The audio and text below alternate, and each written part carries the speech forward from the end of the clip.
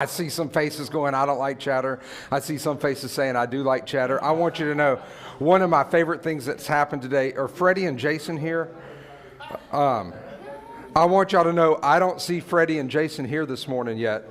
And I love it because it's been replaced kind of by a row of elders. And so the elders came in and ran off the Nightmare on Elm Street guys that we had. That was the row of Freddie and Jason. And I just want you to know, when we were starting the study the first day and we were kind of waiting to begin, we were ahead of time, and so I was kind of getting some names. And when Freddie and Jason went side by side, I went, oh my goodness. Thank God we're teaching on James. Remember what James is. James chapter 1, verses 2 through 4. And I want you to know this is really important for me in my life right now. And I kept telling y'all, and I didn't know why. Okay? But I kept telling you, hey, be praying for your teachers. Be praying for the president of our country. Be praying for the leaders of this church. Be praying for the teachers, the preachers. Pray for those who choose to serve, because that's who the enemy wants to go after. And so it's like James is writing this book. And this is what he says in James chapter 1, verse 2. I might read it every single week because every week it means something. My brothers and sisters, consider it pure joy whenever you face trials of any kind. Wow. Wow. Because you know that the testing of your faith produces endurance, and let endurance have its full effect, so that you may be mature and complete, lacking in nothing. So that you may be mature and complete, lacking in nothing. I think if you were to sum up what the Christian faith is, the Christian journey, I mean, Jesus, whenever he walked on this earth, Jesus called people to follow me. That's what he said. He didn't talk about all these elaborate, just monster things that we oftentimes, 2,000 years later, try to make it so much more difficult than what Jesus did. Jesus said, follow me. That's it. And if we will follow, man, where the journey will lead. It's not always going to be easy, and that's what James is talking about. And I'm so excited to be talking about James. So the first week we talked about James, and I didn't say it quite this simply, but be mature. And then you start fleshing it out. What does it mean to be mature? And this week, we're going to be talking about a lot of things. One of the things we're going to talk about is our tongues. One of the things we're going to talk about is what is it to be rich or poor. How many ears do I have? 2. How many tongues do I have? 1. I use my ears not nearly enough. Let me say it that way. I should use my ears way more than what I do, because I have 2 of them and I have 1 tongue. And that's in a nutshell what James says. All right? Use your ears. Be slow to speak. Be slow to anger. Because our anger, our righteousness, when people make out, to introduce a friend of mine, and here's what's fun about this guy. I'm going to go over to my phone and I'm going to see if I can find the screenshot. The head speaker, the lead off, boom, set the tone for the retreat, do the first talk for the retreat. And Grant gets up there, and I didn't know Grant. Grant gets up there on this marriage retreat, and he's like, hey, I just want everybody to know my mother-in-law is a professional marriage counselor. And I was like, ooh, I would hate to be that guy doing leading it off. And then he was like, and she's here today right back there. And I was like, ooh. And when they got up in front of the group, were vulnerable, and yet at the same time, very knowledgeable. And so, at 9:30, because on Facebook you can get these things. I almost missed it. Yesterday, Grant, my very, very favorite son in love, turned the big 4-0. So that means he's now in the generation of me, 40. I'm 46.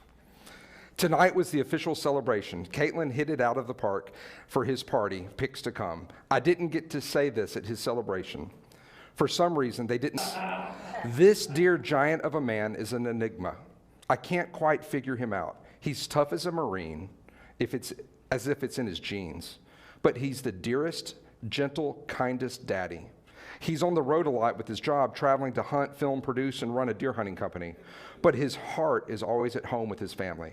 And when he's home, he's focused on family.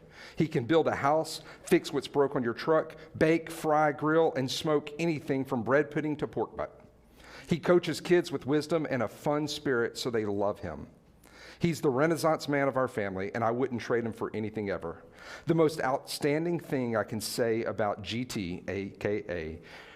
Grant Taylor, is he loves Jesus, his wife, his family, and all people so well that he's called to be a leader in every arena because of his committed faith, his caring devotion to his wife and kids, and how far he'll go for his friends.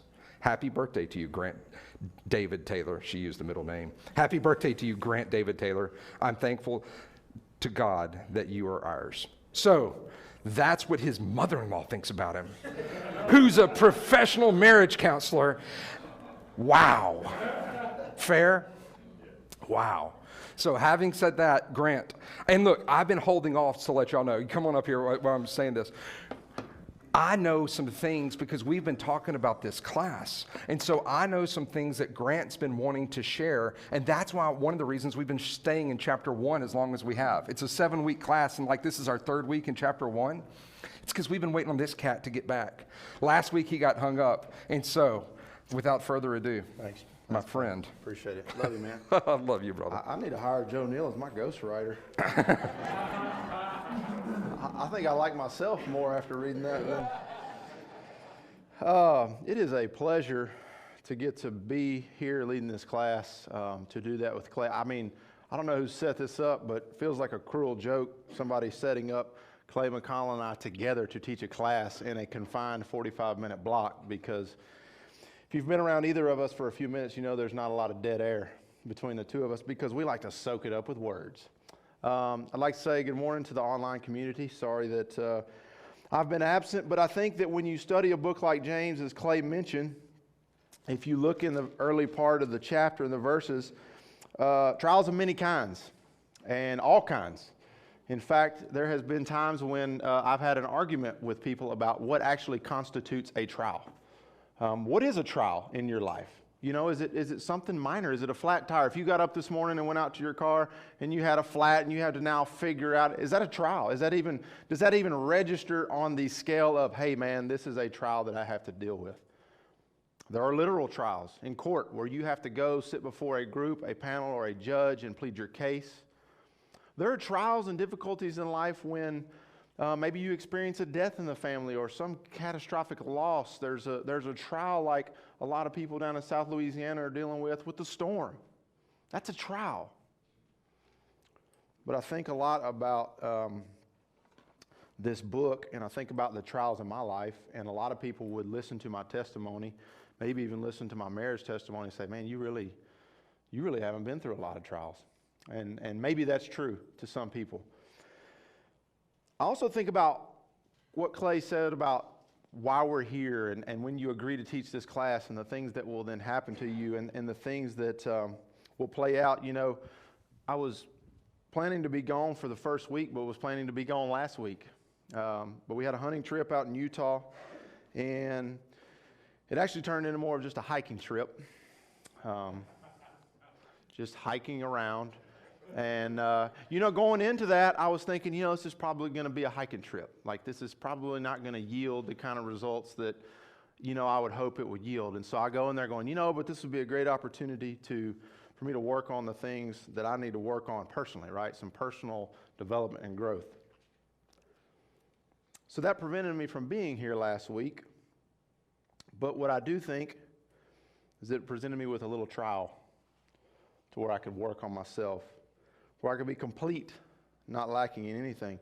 What I also think is that it allowed this Sunday, for one of the main reasons that I love this book, to be present. When I was growing up, I really didn't have a lot of struggles. One of the things I battled and struggled with was I going to be able to get the pair of Nike shoes that I wanted, And invariably, whichever pair I wanted, they were too expensive for my dad. He was like, can't have those. How much do they cost? I was like, how much do they cost? Nope, can't have. Categorically, no, because we want to go to what's the middle range, knock it down a couple notches and get those because that just seems like what we should do. So I didn't have a whole lot of trials. And then I started getting my upper teens and early adulthood, and I started getting to that phase of life where I was to make decisions for myself, right? You know, like, oh, Grant, you're making some life choices. Where do you want to go to college? What kind of job do you want to have? All those life choices. And so many times I can remember being in the passenger seat of my dad's truck coming back from a hunting trip or whatever, and just kind of laying it out there like, dude, hey, man, come on. Let me know what you got and help me find some answers here. And I remember he said to me, he said, Grant, I want you to know that sometimes when you struggle, it's because that I prayed that you would struggle, and it's my fault. I'm like, dude, what the heck kind of dad is that? You're supposed to be giving me some answers, like you're supposed to be pouring into me. And I literally was indignant. I became indignant in that moment, like, pull over, let me get out, like, let me find a different ride. What are you doing? Like, I'm coming to you for the answer, right? Like, I'm coming to you for you to tell me what to do. And you're over here talking about how it's your fault because you've been praying that I struggle. I'm like, how do I reconcile that? He said, look, you need to go to the book of James, chapter 1. You need to start there. And I started reading in that book, and you know it. Clay has gone over it. I will go over it. We'll continue to go over it because it will be a theme that prevails throughout this book. Consider it pure joy when you face trials of many kinds, because you know that the testing of your faith develops perseverance. Man, I didn't have a lot of perseverance back then because I hadn't faced a lot of trials. I didn't even know that I needed to persevere. And now Caitlin gets frustrated at me because I want to go dump our kids in the nursery down there on that hallway. Well, she says, well, they're crying. They don't want to go. And I'm like, hey, let them kids face some adversity. If they can't overcome 45 minutes of VeggieTales and animal crackers, they're going to struggle. Let's start that now. Let's let them develop that perseverance. I love this book because it's very straightforward. It is not given to a lot of hyperbole. You can read this book of James, and it is directly applicable to your life on a daily basis. It really is. Like, it's like right here. Like, it's the dad that's helping you have answers about what you need to do. It's the one where you can read it and go, yep, direct translation. Earlier this week, I was sitting down with the two older boys of mine at home. We're reading Matthew. Started in Matthew, and we're just reading through the book, and we're in chapter 5. You guys know, we're familiar with that. So we're sitting down one night, and we're reading through Matthew chapter 5. We get to verse 29. If your right eye causes you to sin, tear it out and throw it away. For it is better that you lose one of your members than that your whole body be thrown into hell. Okay, you can see a 8 and a 7-year-old going. And if your right hand causes you to sin, cut it off and throw it away. For it is better that you lose one of your members than that your whole body go into hell. Okay, there's some explanation that has to go on there, right? With a 8 and a 7-year-old. They're like, hey man, because they're over there like, you know, yeah, what next, Dad? Like, they're all looking down and tucking their hand in their pocket, you know, right? You all know that's hyperbole. You all know that that's not actually literally what he meant, right? Because I see a bunch of people holding on to their right hands in here and looking at me with both eyes. So you're either a liar or you understand that is not exactly what he meant. But if you read on in the book of James, it's very straightforward, very plain and simple. So as much as I could belabor chapter 1, verse 2 through 4, and I love that, I want to pick up in chapter 19. Verse 19. I don't think there's a chapter. Not chapter 19, verse 19. Thank you, Clay. That's why there's two of us. It's going to feel like chapters by the time we get through parsing through all this. Listening and doing. My dear brothers, take note of this. Everyone should be quick to listen, slow to speak, and slow to become angry. For man's anger does not bring about the righteous life that God desires. Therefore, get rid of all moral filth and the evil that is so prevalent, and humbly accept the word planted in you, which can save you. What's not plain about that? What is not straightforward? My dear brothers, take note of this. Everyone should be quick to listen. Clay made this point, and we'll reiterate it. 2 ears, 1 mouth. You've probably heard that your whole life. Why is that? Why is that? Because we need to listen at least twice as much as you talk. And if you're married, you really don't even need your mouth. Just listen. Just listen.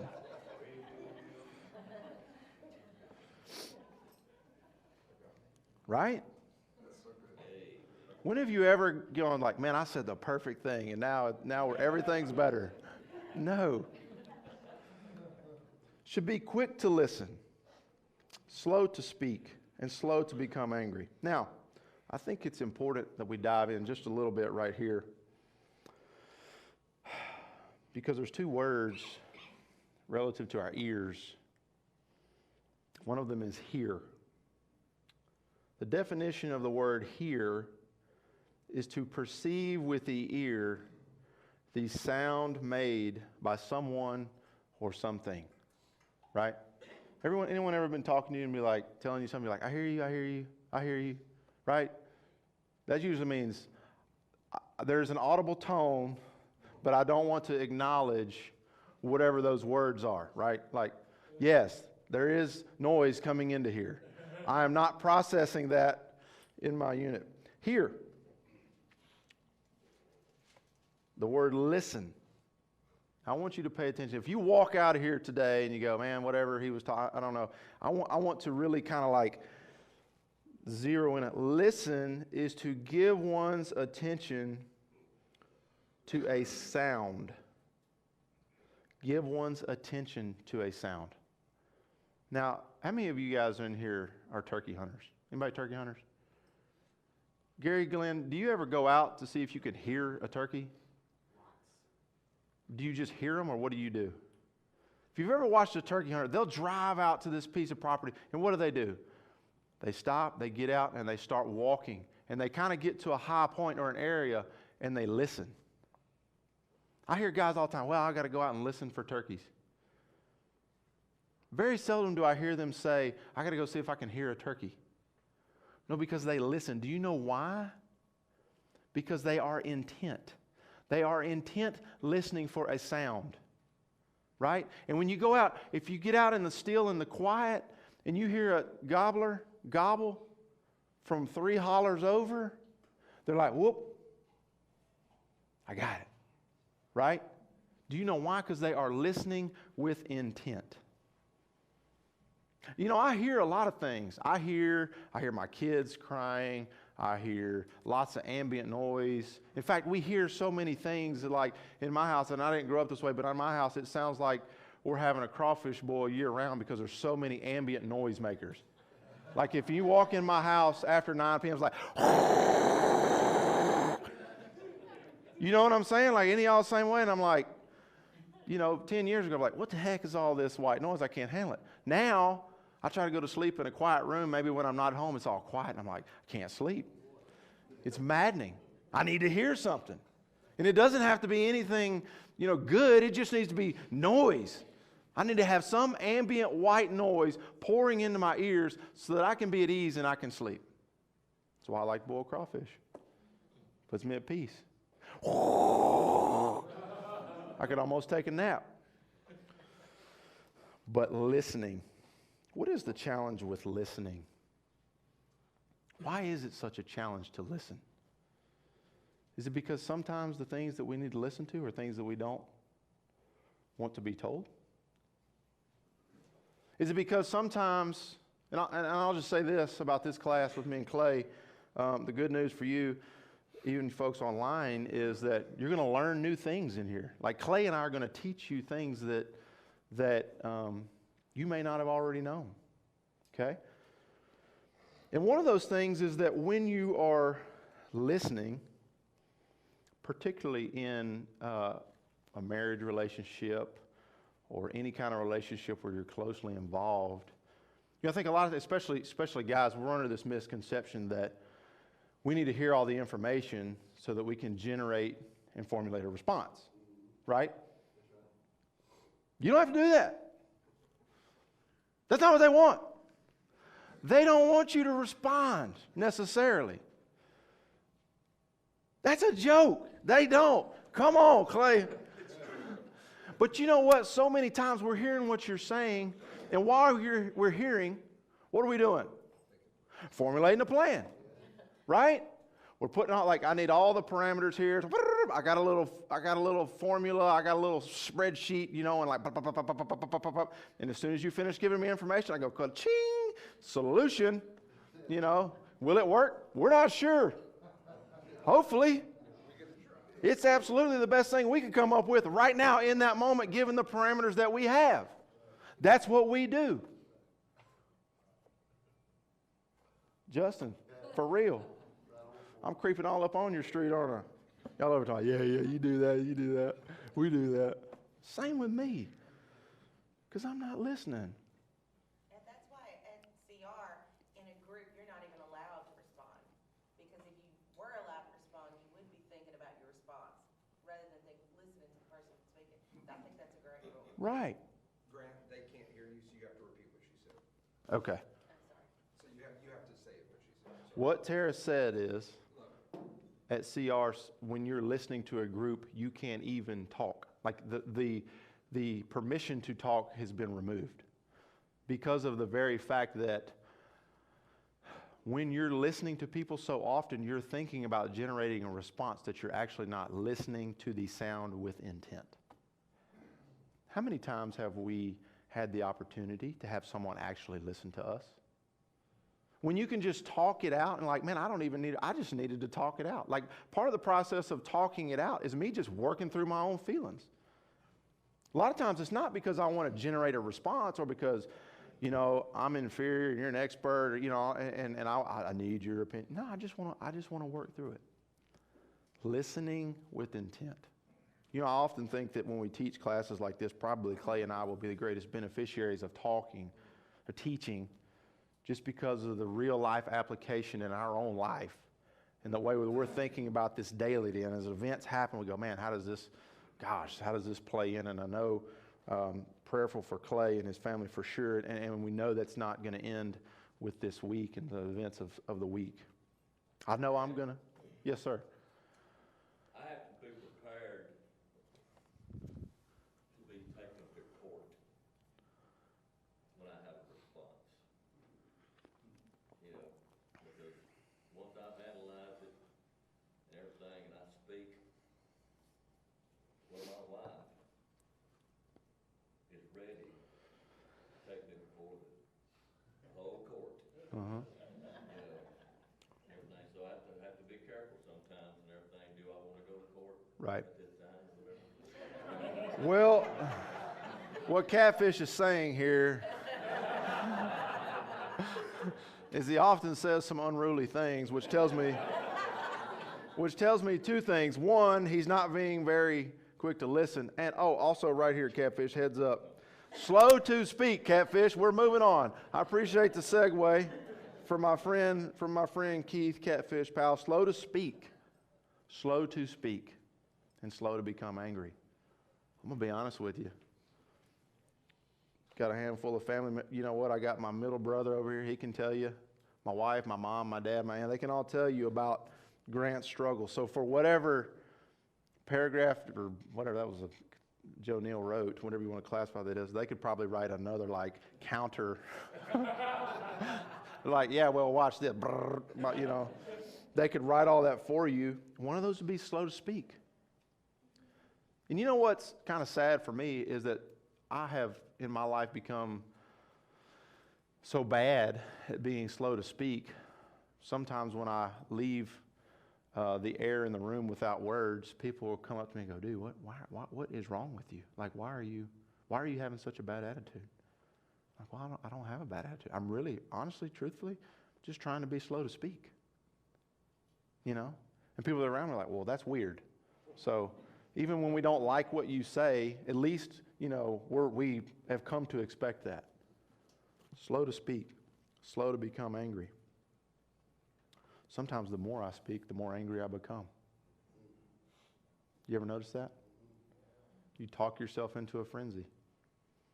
You're speaking and maybe you start feeling like justified in your anger, and so it grows.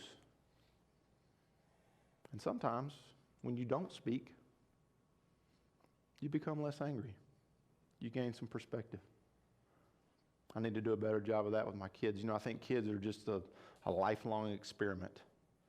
It's like trying to bake a cake with different ingredients every day. The other night I was frustrated with Judson, my oldest, about something, and I just told him, I said, get in the truck. Of course, in my tone, he detected some less than stellar feelings. And I know he's sitting over there just hunkered up, just waiting for Dad, just a barrage from Dad. And it was before Wednesday night church, and we rode to church, and you know what? I thought, I'm going to really freak him out. Not going to say a word. And he did not know how to handle that. Because his dad is not often slow to speak.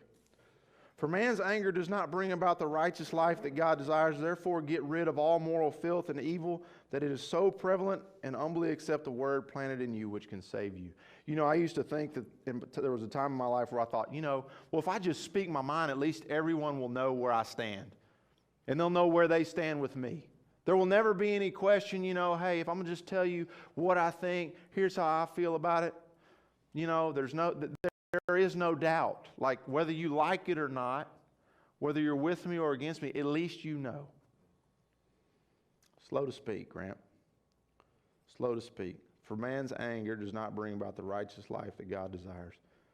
Therefore, get rid of all moral filth and the evil that is so prevalent, and humbly. Ain't nothing in here about gouging your eyes out, right? Cutting your hand off. That's pretty plain and simple. So look, if we just stopped right here and said, hey, this week, understand what the difference between hearing and listening is. Hey, this week, be slow to speak. In fact, do kind of what Tara said. Maybe remove the opportunity to speak. Don't speak. Gosh, there's so many different ways I could go here. Maybe in your marriage, Kayla, maybe we'll try this week. Well, let's try 20 minutes where you just talk and I won't say a word. And then we'll get up and go do something. That probably may not work. I don't know. We'll see. Man, that's powerful to me, because that is words that are right here in front of my face that are hard to argue and hard to deny. I mean, I can put that in practice today. Today. I can read this to a 7 or 8-year-old and they can understand that. They can get that. Not chapter 22, but verse 22. Do not merely listen to the word and so deceive yourselves. Do what it says.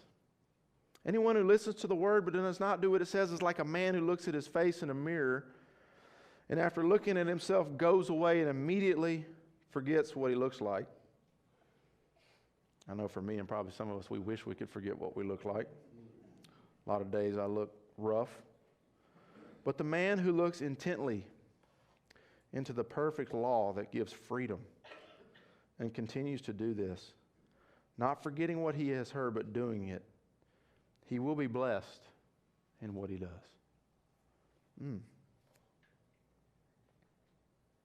So we can read this scripture this morning. We can understand it. We can go, okay, Grant, yeah, I hear you. I do. Wow, okay, I understand. Oh, I'm going to be thinking about turkey hunters this afternoon and be like, listening. Don't merely listen to the word. Do what it says. Do what it says. Do what I say. You ever tell your kids that? You ever remember being told that as a kid? Just do what I say, right? Parenting would be easy if kids just do what you say. Hey, go brush your teeth. Cool, man, got it. Oh, put your clothes on. Yes, sir. Yep, I'm on it. Don't hit your brother. Never again. Sorry, I won't ever do that again. Be nice. You know what I'm saying? Like, do what I say. We struggle with that as humans, which is why we have to continue to come back to this. You know, it's not like I read the book of James as a 19, 20-year-old because my dad said, like, cool, great information, ingest, and now forevermore. Right? No. I continue to battle these things. What's even more unsettling is that as much as I respect Keith Powell, he still struggles with those things. Come on, Keith. I was hoping when I get to your age, I know we're getting closer because I'm getting older and you just look the same.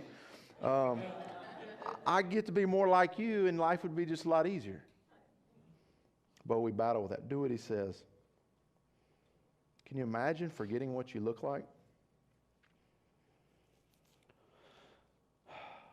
If anyone considers himself religious and does not keep a tight rein on his tongue, he deceives himself and his religion is worthless.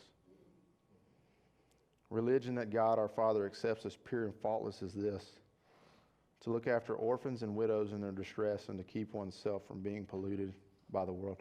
I'm going to say this, and I want to turn this back over to Clay in just a minute, but glad my dad's here. Dad, I don't even know if I've ever, I've told this story, but I don't know if I've ever told you this. Maybe I have, but I don't think so.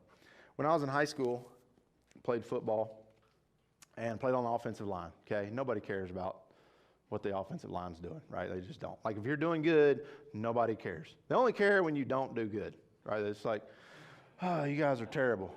They're terrible. Well, Mike, you're one of the rare.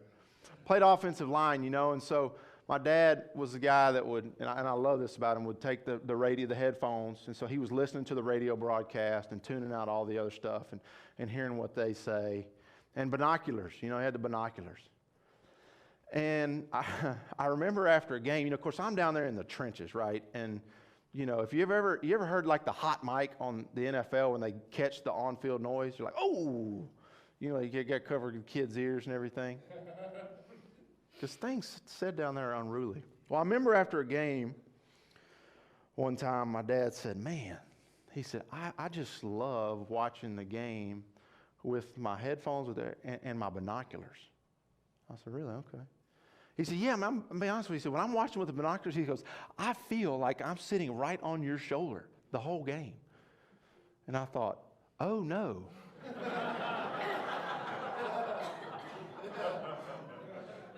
Because I've said and do things down there I don't really realize that you can comprehend, and I don't want you to. So I'm like, mental note, when you say some of those things, make sure you have your back to the home stand. So like, I put my back like, okay, like,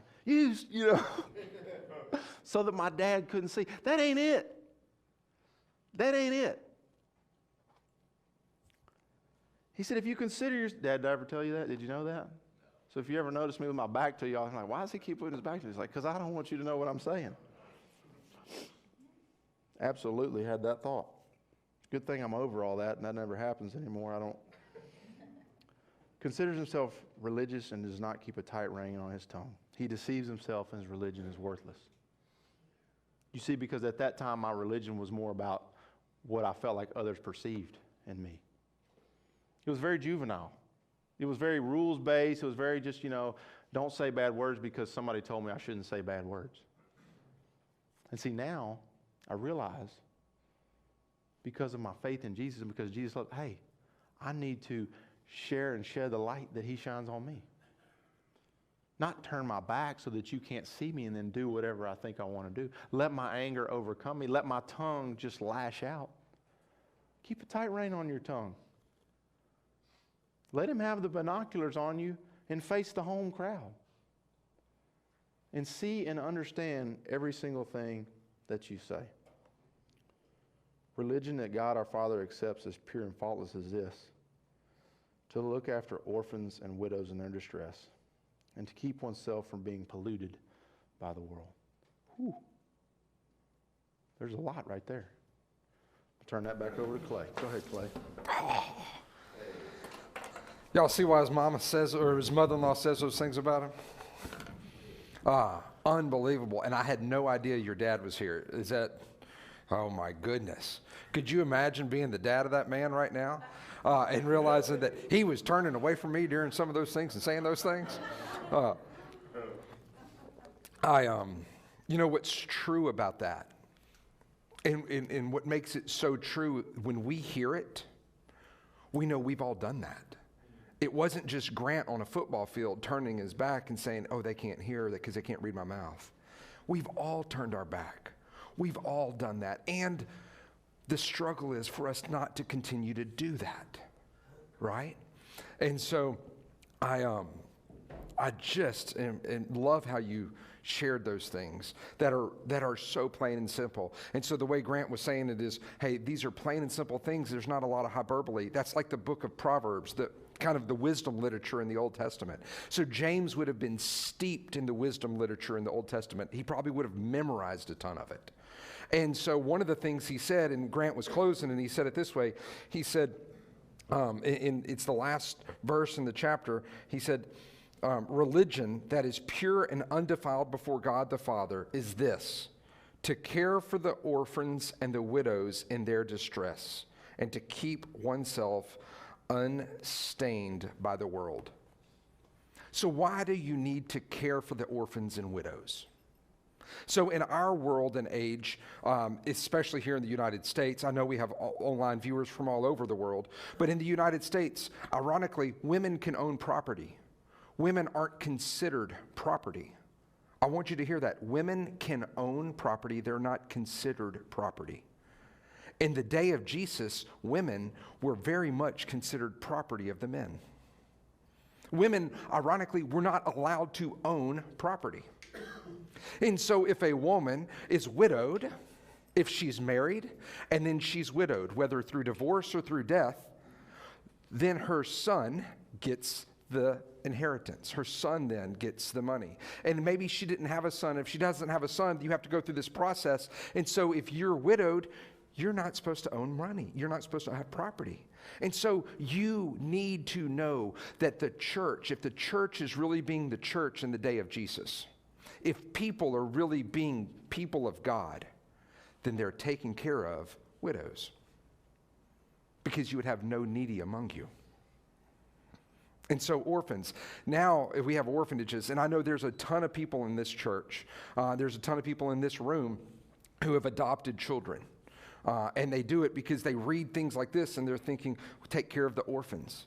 I was on an adventure yesterday. I'll tell you about two little adventures. I'm going to tell you the bad one first, just so I can kind of have a moment of confession. And then I'll tell you the great one from yesterday. So yes, Grant, to answer your question, I have been turkey hunting. I've killed this many turkeys. And after I killed that one turkey, I vowed I would never turkey hunt again. And the reason I killed this many turkeys is I too have a younger brother. And my younger brother is a sportsman. He's a sportsman's of sportsmen. He's like, you know, how Grant was described as a Renaissance man. My younger brother, he is a deer hunter. He's a duck hunter. He's a turkey hunter. He's a hog hunter. Keep naming something. He killed an alligator yesterday. He's an alligator hunter, legally, by the way. Keep naming other things. I mean, dove. My younger brother is an all-around sportsman. And he's great at everything he does. And so he was like, let's go turkey hunting. And so finally, I go turkey hunting out in Texas. And I do not listen like you were talking about listening. He was saying, hey, the difference between hearing and listening. And he told me he was going to share this ahead of time. He was like, look, let me tell you what turkey hunters do. And I was like, well, he doesn't know me as a turkey hunter. He was like, turkey hunters go out and they listen, and I have been on turkey hunts with these people. Like, I have actually, a long time ago in another life, I produced this video called Turkey Psychology for the Haydels, which is a professional game call. And so I've watched turkey videos. I've produced turkey videos, all right? And I'm like, these guys are all crazy in how they listen. I hear the wind, and they're like, there's a gobbler. It just gobbled 4 hills over, and if we go this way, but we can't cross the water this way. I mean, they are crazy. And so I'm in Texas with this crazy person on a turkey hunt.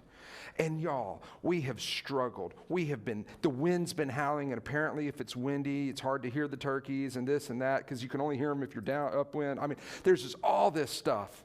And so finally, man, after 2 or 3 days of struggling, and let me tell you what I mean by struggle, sitting on a tree and having like some little ant or something bite you on the back of the neck, and so you're like, I'm never going to lean against a tree again, you know, and rattlesnakes everywhere, because it's in the spring, so there's snakes. Turkey hunting, it's not what I call fun. Lots of people love it. And then I learned this simple thing you can do in Texas. And y'all, this was years ago, so I hope that the statutes of limitations, if it is not legal, has run out. But in Texas, you can walk over to the deer feeder, you can punch a button, and then turkeys come running. So I've killed one turkey, and I'll just leave it at that. So there is a difference between listening and hearing. Be the right doer, right? Be the right doer. Yesterday, I was on an alligator adventure. And I was on an alligator adventure, and it was with a family from this church. And this man that I was with, he had 2 of his sons with him. And I know the story of his sons because I remember hearing about they had an opportunity to adopt one of their children. And they had already had one of the siblings of the person who was pregnant. And so the agency comes and says, hey, is there any way you would be willing to take another child into your family? But regardless, even if you want that to happen, it costs a lot of money, this adoption process. And so I remember this church rallying around this family and helping raise money to adopt this child. Okay? You want to know what this is? Don't just be merely hearers, be doers. I remember this. And yesterday, I'm in a boat, and I'm in a boat on an alligator adventure. And it was unbelievable. God provided alligator after alligator. We were able to harvest 4 alligators yesterday. And we sent 2 of these alligators home with this family. And I know this because he texted me last night pictures of fried alligator meat. You know, you hear that noise? He's texting me pictures of fried alligator meat, and he's just so grateful. He's like, thanks for taking me on this adventure, so on and so forth.